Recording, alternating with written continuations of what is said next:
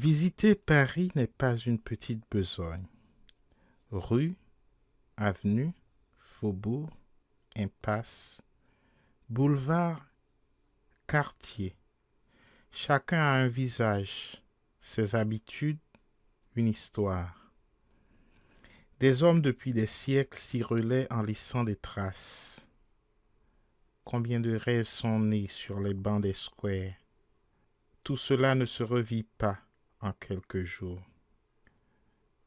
Plus les femmes sont laides, plus elles sont grincheuses, parce qu'elles prennent votre sourire pour de la moquerie, surtout lorsqu'elles tiennent des hôtels.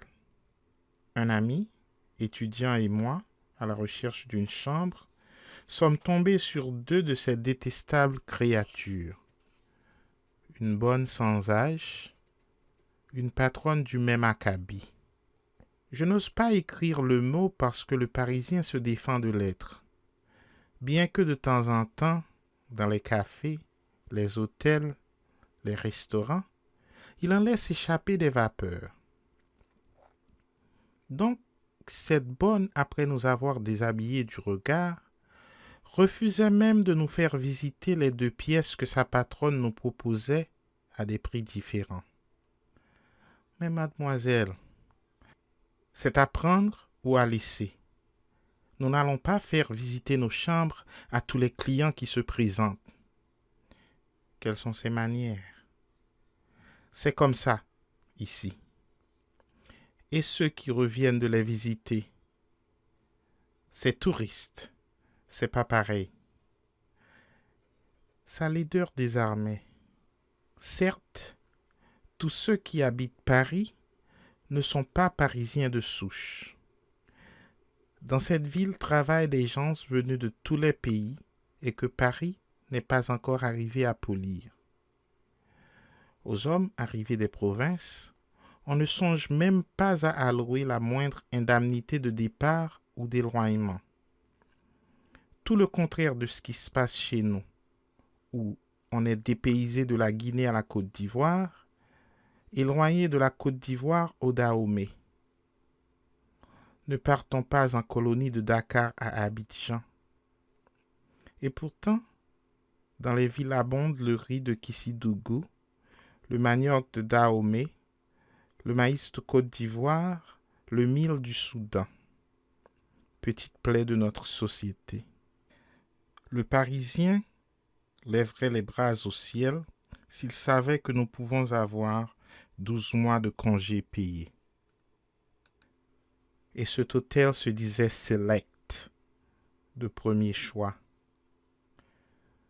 Je comprends l'attitude hargneuse de la bonne. Une face aussi noire, jetant par-dessus bord toutes ses raisons de vivre, brûlant délibérément ses valeurs, ne saurait être une élite. Paris me le dit à chaque coin de rue. La bonne n'avait pas à me le crier de cette façon-là. Je comprends mieux encore la turbulence de nos villes, les excès de nos jeunes azous, les bruits infernaux que font chaque soir les équipes pétaradantes de vélomoteurs. Un peuple de jeunes déracinés, éblouis et ne sachant sur quoi s'appuyer. Dans sa marche, tout autour de lui étant devenu décombre, sans qu'il y ait eu le temps de remplacer les valeurs détruites. À lui l'espace, la liberté, les rues. Le Parisien qui sait que sa ville n'est pas peuplée d'anges ni de saints s'arrange à mettre sur votre chemin des hommes dont le rôle est de vous empêcher de cultiver votre colère. Ainsi, à quelques mètres de l'hôtel inhospitalier, un autre établissement nous accueille à bras ouverts. Encore un autre aspect de Paris qui veut en tout engager le dialogue et mettre chacun à son aise. Je viens de trouver ce qui nous distingue le plus de ce peuple. C'est en observant la bonne de l'hôtel où je suis que cela m'a sauté aux yeux. Une petite brune bien accorte. Dans les premiers jours, Elle me traita avec l'indifférence professionnelle.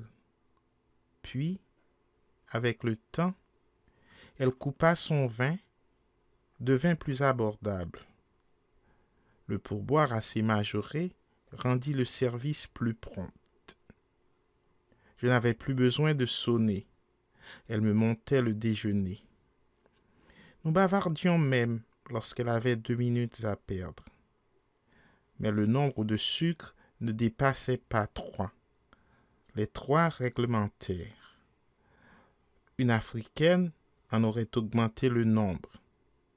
Ici, 3, c'est 3, et non 4. Chacun dans cette ville calcule avec les doigts, la tête et non le cœur. Le Parisien est un fétichiste qui s'ignore. Il croit, parce qu'il a remplacé les fétiches en bois par des statues en bronze, s'être défait de leur emprise.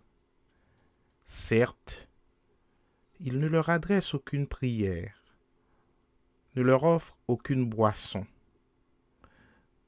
Mais ne les entretient-il pas? Ne les éclaire-t-il pas toutes les nuits?